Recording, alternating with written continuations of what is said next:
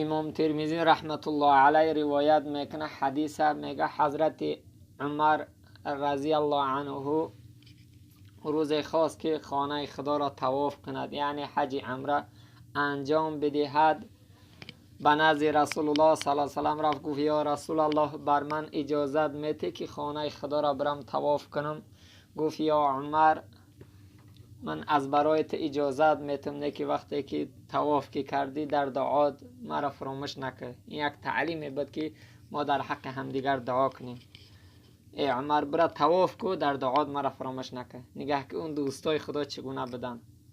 همون را میگه در قصه ها بیان میکند روز حضرت عمر رضی الله عنه نشسته بود، شعم در پیشش گریان کردگی بود، کار مردم انجام میداد، مقصد دفتری مردم انجام میداد.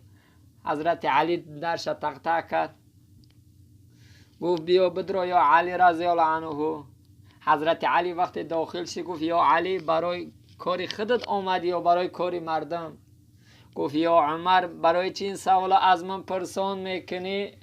حضرت عمر رضی الله عنه در جواب گفت یا علی اگر برای کاری خودت آمده باشی من این شعمی که گریان است ایرا خاموش کنم دو کسا صحبت کنیم، و اگر برای کاری مردم آمده باشی این شعم به سفراوان ما هم صحبت کنیم.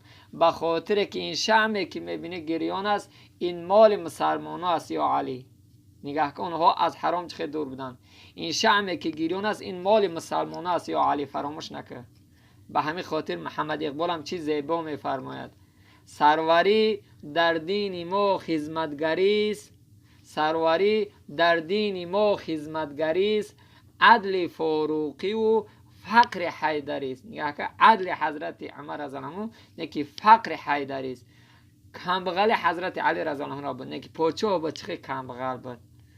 به همین خاطر برادران ما باید پیشوای خودمون را بشناسیم، بدونیم که چگونه انسان‌ها پیشوای من و شما بودن.